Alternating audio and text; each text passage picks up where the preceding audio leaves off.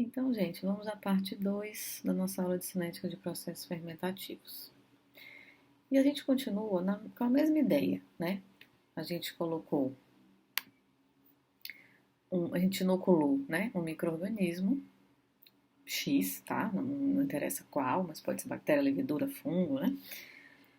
A gente está inoculando num meio nutritivo, tá? Então é um meio de cultivo com nutrientes, né? E colocamos aqui numa agitação, com uma certa controle de temperatura, e a gente vai acompanhar aí através do tempo, né, no decorrer do tempo. Então a gente vê aqui que a gente tem 10 horas de cultivo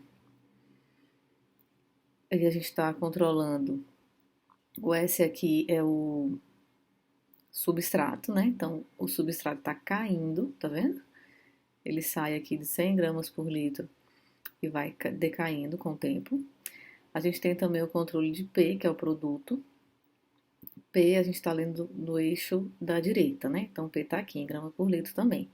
P começa em 0 e vai subindo até aqui próximo de 40 gramas por litro. E a gente também está fazendo um controle aí de tempo em tempo do que está acontecendo com a minha biomassa, né? Que é esse verdinho aqui também lido no eixo da direita. Então ela começou aqui próximo de 2 gramas por litro, apresentou uma fase lag, exponencial, depois começou a estacionar, chegando aí próximo de 4 gramas por litro, tá? Então, essa é a cinética, né? Os parâmetros cinéticos de crescimento, sendo X biomassa, o consumo de substrato, produção de P, né? Que é o produto, onde a gente tem aí, né, a variação aí, então, do meu substrato no tempo, sendo negativo, sendo consumido. A produção de P, então dP, dt, positivo, que está sendo produzido, está aumentando. E também positivo aqui meu dx, dt, que é a minha biomassa também aumentando conforme o tempo, tá? Traz valores experimentais de concentração de X, de P e de S, quando, né, a gente plota aqui em função do tempo, permitirão aí os traçados das curvas de ajuste. Então a gente vai tirar alguns parâmetros cinéticos desse gráfico, tá? E por que estudar a cinética, né, gente? Tem esse último parágrafo aqui está falando isso. Principalmente para a gente poder comparar, né, diferentes condições de cultivo. Por exemplo, eu posso fazer o mesmo cultivo, com o mesmo meio de cultivo, o mesmo micro-organismo em pHs diferentes, em 2, 3 pHs diferentes. E eu quero saber qual foi melhor. Tanto se a resposta que eu quero é aumentar meu produto, ou se a resposta que eu quero é que o meu micro-organismo cresça mais rápido, ou que o meu substrato seja consumido mais rápido. Mas eu preciso comparar. Então, como é que eu vou comparar? Com os parâmetros cinéticos que a gente vai aprender a calcular aqui nessa aula, tá? Eu quero fazer meu cultivo em diferentes temperaturas, eu preciso saber qual foi melhor. Como? Pelos parâmetros cinéticos, né? Por vários intermédios de variáveis, né? Como velocidade de transformação, fatores de conversão, tá? Que é o que a gente vai ver nessa aula. Como calcular essas velocidades de transformação e esses fatores de conversão, tá? São chamados parâmetros cinéticos. O que a gente viu no slide anterior, e a gente está vendo aqui de novo, são as velocidades instantâneas de transformação, tá? Então prestem atenção, porque nós vamos chegar num outro tipo de velocidade de transformação. Na verdade, a gente até usa mais, vai fazer mais sentido calcular, mas antes de chegar nela, a gente vai passar pelas velocidades instantâneas de transformação, tá? Essas velocidades são traduzidas aí pelos valores das inclinações das tangentes das respectivas curvas. Então, essa primeira aqui, ó, que fala de biomassa, tá? No instante t, tá? Então, aqui a gente tem o tempo e aqui eu tenho a curva da biomassa. Então, ó, o valor da inclinação da tangente aqui, né, respectivo aí à biomassa, esse segundo gráfico seria o substrato, esse terceiro aqui ao produto, tá? Então, a velocidade instantânea de transformação de x é dx dt, de s é menos ds dt, porque está sendo consumido, olha a curva aqui, ó. E de produto, a velocidade instantânea de transformação do produto a curva está subindo, é mais, né, dp dt, tá? As unidades estão aqui, né? Mas vamos olhar aqui um exemplo, né, numérico. Esse aqui é o mesmo gráfico que a gente viu há 2 slides anteriores. Então, ó, veja que o substrato vai de 0, né, de 0 a 100, né, o eixo, mas ele começa em 100 gramas por litro e vai caindo. O produto começa em 0, tá? Vejam que o eixo para ler o produto é aqui na direita. O produto começa em 0 e vai subindo, subindo com o tempo até 40 gramas por litro. E a minha biomassa começa em aproximadamente 2, sobe aqui chegando a quase 4 gramas por litro, tá? Então, isso aqui é o resultado obtido de uma fermentação alcoólica, né? Sendo essa a concentração de açúcar, né, do substrato, o P a concentração de etanol, que é o produto, X a concentração de levedura, que é a biomassa, né? Ele já está dizendo que a levedura está expressa em gramas de matéria seca por litro. Ainda com esse mesmo gráfico aqui, tá? Vamos pensar no seguinte: para T igual a 5 horas, então a gente está vendo aqui que o tempo, né, de fermentação foi um total de 10 horas, mas se a gente pegar um tempo aqui de 5 horas, onde está pontilhado aqui no gráfico, ó, né, por exemplo, para T igual a 5 horas, a velocidade de consumo de açúcar é calculada pela inclinação da reta tangente AB, a curva S. Então, eu estou aqui na curva S, tá?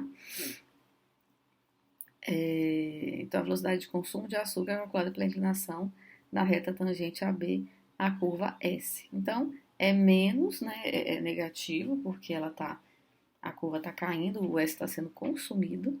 Então, ds dt. A gente pega um delta, né, aqui. Então, olha só, acompanha aqui o mouse, né, o pointer. 100 menos 70, tá vendo? Ó? 100 gramas por litro de S menos 70 sobre 7,1, tá vendo aqui, ó, no tempo, menos, olha só, 3,3, certo? Então, fica 30 gramas por litro, né? 100 menos 70, 30, 7,1 menos 3,3, 3,8 hora, o que te dá 7,9 gramas por litro por hora. Então, aqui é consumido quase 8, né? 7,9 gramas de açúcar por litro por hora, tá? Nessa fermentação aqui alcoólica. Onde os valores numéricos de cada parcela correspondem às coordenadas do ponto arbitrário A e B escolhidos sobre a reta, que foram os que eu fui mostrando aqui para vocês, certo? De modo semelhante, para as velocidades de produção de etanol, que é meu produto, vamos olhar para essa curva aqui então, ela também é uma curva ascendente, eu estou produzindo etanol, então é mais dPdt, né? Eu posso também escolher pontos arbitrários aqui sobre as retas, tá? E aqui no exemplo do livro, a gente tem variação delta P, então esse que foi 20, olha, 20 menos 0, tá? Sobre o tempo, quem é que seria o delta correspondente? Olha, 8,3 sobre 3,3, tá? E aí eu vejo que eu tenho aí 4 gramas por litro por hora de produto sendo formado.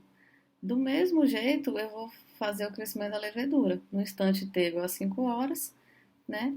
Eu faço um delta ali a pontos arbitrários na tangente dessa reta, tá? Aqui, né?